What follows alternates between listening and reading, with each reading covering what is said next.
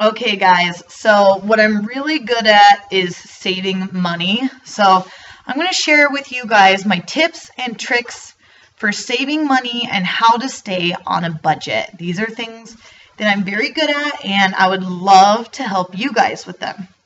So when I was a kid, my mom started giving me $7 a week for like allowance when I was in like junior high. And I would find that if I wanted to go out and get like a Subway sandwich with my friends, that's the only restaurant we had in my town, that $7 would go really fast. I could only eat out once and I had no money left. And when it came time to want to buy shoes or go to a movie, I would not have any money left. So I started taking that money and I was saving it. So at the end of the month, I had more money to go to the movies or buy something fun that I wanted to do if I didn't just spend it on food. I really took into account how much that made for me. And this is what I want to share with you guys, is that continued with me all the way through college. And I want to talk to you about this little bill right here. $5, guys. This is how simple this really is. A lot of us, younger or older, we get this extra $5 bill. Well, what I'd find in college is that a lot of my friends would take this and they would buy gum or they'd go get a coffee. And right away, whether you're tipping or you're buying a smaller or bigger coffee, this $5 bill was gone, and then a couple bucks more or less, really. So what I'd find is just once a week, if I would take this 5, instead of spending it, I would put it in a drawer and I saved it. I would be saving an extra $20 a month just by skipping on one coffee per week. And that $20, when you're in college, that goes a long ways. Like, we know that. So I found that I would save that through the year, and I had an extra $240 a year. And I would use that towards vacation. I usually drove home with that money to go see my family. I could buy something I really wanted as a reward. I mean, whatever it was, I was really good at budgeting and saving so that I had that money to spend it on things I wanted to spend it on rather than wasting it. And like that coffee, that's no big deal. But just by skipping on one coffee a week, just this $5 little right here. I'm not talking about 50 or 20. I'm talking about $5, what you can do with that adds up. The other thing I've always done is I've kept a piggy bank. And anytime I have any spare change, I would go take that money and I'd dump it in my piggy bank. So let's take that $240 and then every little bit of change that I had extra and I'd put in that piggy bank.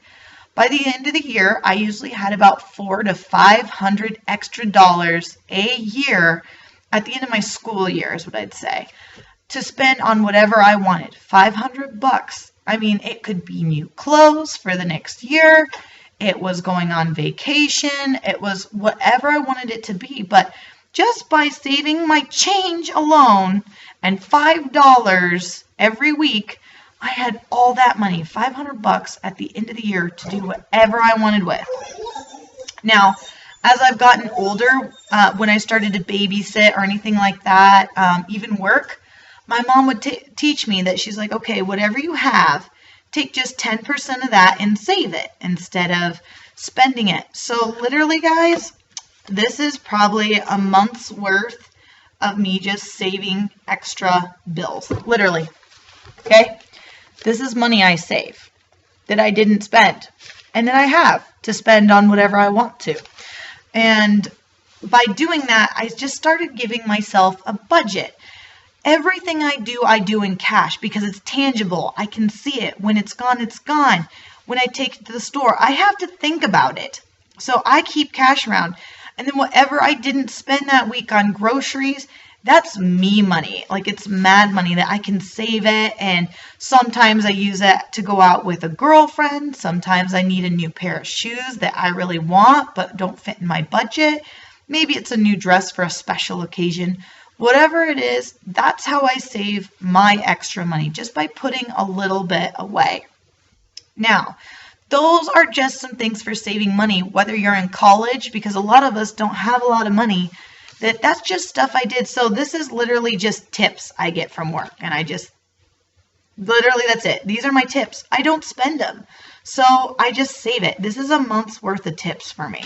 So Yeah, that's $200-300 right there. I haven't counted it. I don't know what it is. I don't like to count it because then I think about it. But there's probably $200 or $300 in here. But think about it, that's $300 I could have just blown already. No, instead, this is seed money that I have that's going to sit in my drawer, and I could use this on vacation. I might use it for something special, or I might just keep saving it. I don't know. But that's money I didn't spend and then I have. So that's just an easy tip. Anyone can do it, and I can tell you, any friend who has talked to me, because I always like, why you always have money? Yeah, it's because I'm really good at staying on budget. This is what I'm really good at. Keeping a jar out of sight, out of mind. Make it hard for you to get. Maybe you need to go get a separate bank account and just stick it in there.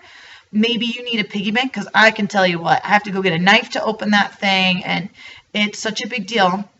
And then if I do borrow myself, I make myself pay myself back with interest. Yes, that was hard to do at first, but now that I've been doing it for years, it's easy. So if I borrow $20, I have to replace it with 25. And that's what I've always done, because if I'm willing to borrow, or just like a bank or using a credit card, you pay an interest on it. So if I'm going to borrow money, I'm paying myself back more. So that's what I do just to save a little extra money. And so there's vacation money, there's everything else. So I don't need credit cards. I don't put things on the credit cards.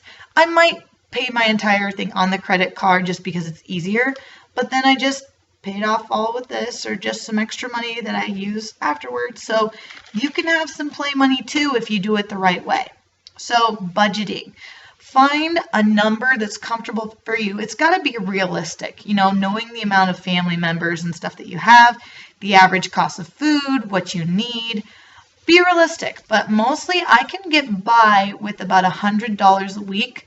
My average grocery bill for a month is usually around $300.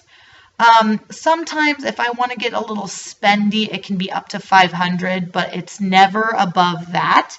And the reason why is I go into the store, I always pull out cash. I have $100.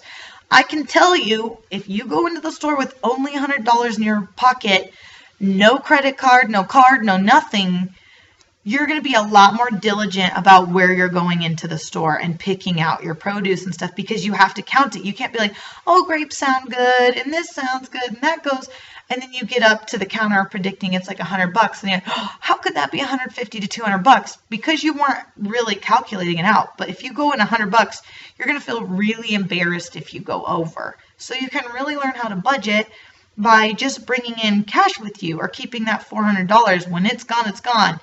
You'll learn really quick that you can buy certain things. So before you even go to the store, what do you need to do? What do you need? What must you have? Is eggs a must for you? Is chicken or steak? Find the things that you cannot live without, that make your life good and happy, whether that be your low carb ice cream or whatever, budget that in, your protein bars, protein shake powder, $40-50, and then eliminate that from your amount of money right away. So then you'll be like, okay, I have $30. So that's when you know, going to the store, what are you looking for? What's going to save money?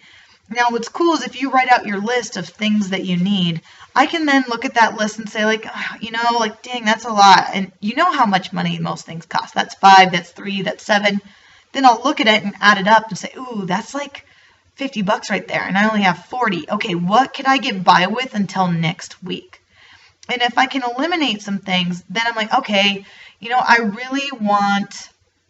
going to make something up, the Walden Farms syrup, because that's usually more one of my pricier things. I'm like, I have a little left in my bottle. I could wait till next week. I don't need to get that right now. Let's take that off the list.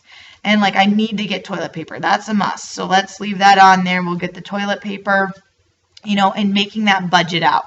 And then I'll buy those things knowing where you can go to the dollar store for things, knowing where you can get things cheaper, where you don't care about the cost so much.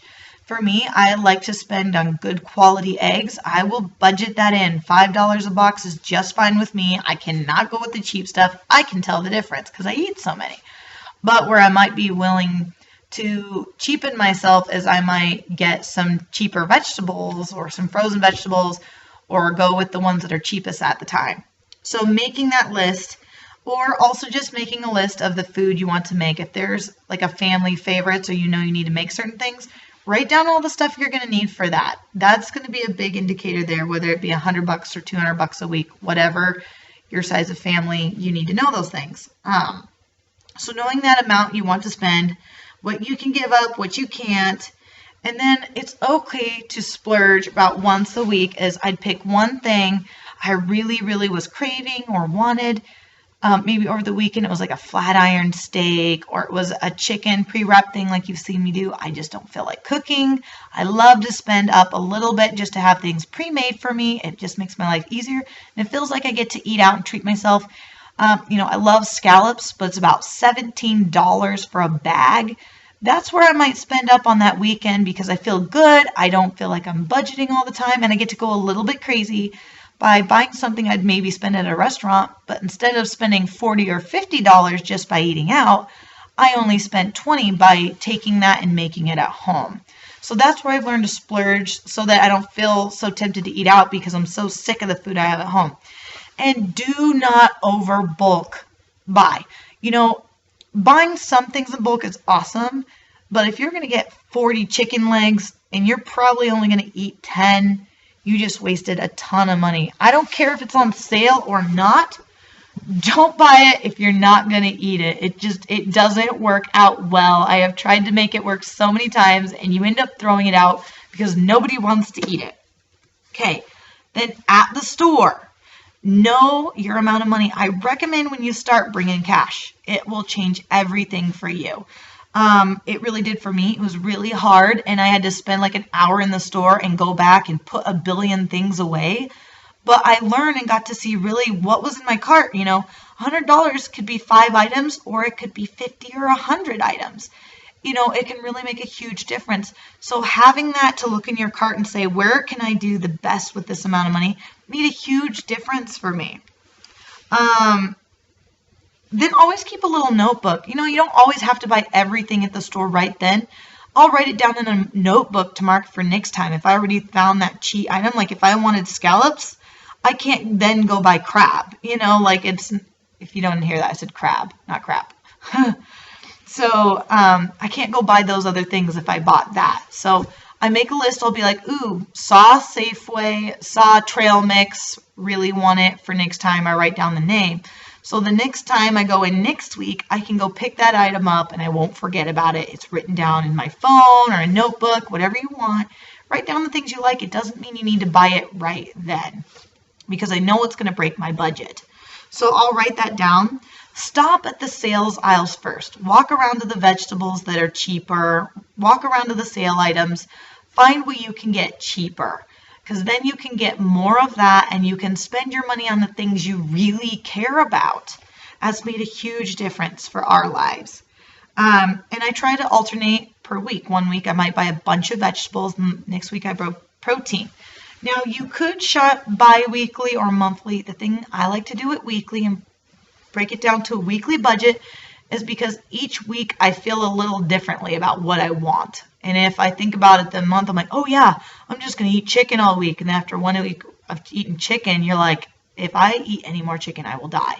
So that way I can go the next week. I'm like, all right, now I want some beef, or, ooh, Mexican sounds good this week, so I can change that up. So I'm adjusting all the time to what I'm craving. So I didn't buy and plan all these meals and then I don't make them and stuff goes bad. And buying produce once a week, as I typically get the fresh produce, and I only buy what we're going to use. And it's a lot easier to do it that way. You need to know what you're buying. Are you buying for meals? Are you having set meals you want to do? Or do you just want to buy the cheaper items and then make a meal out of it? That's personally what I do as I go look at the sales racks. If beef is on sale, I'll stock up on beef. If chicken's on sale, I'll stock up on chicken. So I've always got a variety of foods in the freezer. And I go with what's cheap at the time, but I still buy organic and free range because it's expensive. So if it's on sale, I pick it up. And then when I've got that at home, then I just try and make a meal. Okay, I've got, 10 things of hamburger. What can I do with hamburger this week? And it keeps it fresh and innovative for me and kind of like a challenge. So I enjoy that. If you're a person who has to have a meal prepped and you need to know what you're going to make, then buy what you need to make that meal. It's going to make life a lot easier for you. And then again, calculating your costs. When you're in there, start looking at the stuff before you buy it. Add it up. Don't feel bad if you have to go back and put things away. It's no big deal. But if you start to budget like this, you could be saving yourself an extra couple $1,000s if you've never been able to go on that vacation you wanted to take, or you wanted some fun money to go buy that Fitbit you really wanted, or the new clothes for your weight loss, whatever it is. You can start saving that, but you have to be smart about how you're spending money. And I have a lot of extra money. I could actually spend probably about $1,000 a month in food and I would be just fine. The thing is, I don't need to do that, and I like to save that money to do other things that I'd enjoy, like my volleyball leagues and new shoes so I can play volleyball and athletic wear and other things that are more important to me, where I really want to value that money and buy up by spending good amounts of money for getting a massage, having a nice bed, having good shoes so my feet and my back don't hurt, spending up so that I go to the chiropractor once a month to go get adjusted. I pay for PT. That's where I like to spend that money, and that's where I think it matters most for me. So learning how to do a little bit more budgeting can make your life a lot easier. I hope that helps you guys. If you want me to go into some more specifics, I'm really good at this kind of thing. I would love to help you budget more. If you would like to know, or maybe a full day of me actually budgeting, or a week of how I actually plan, or how I go into the store. But let me know what you guys think.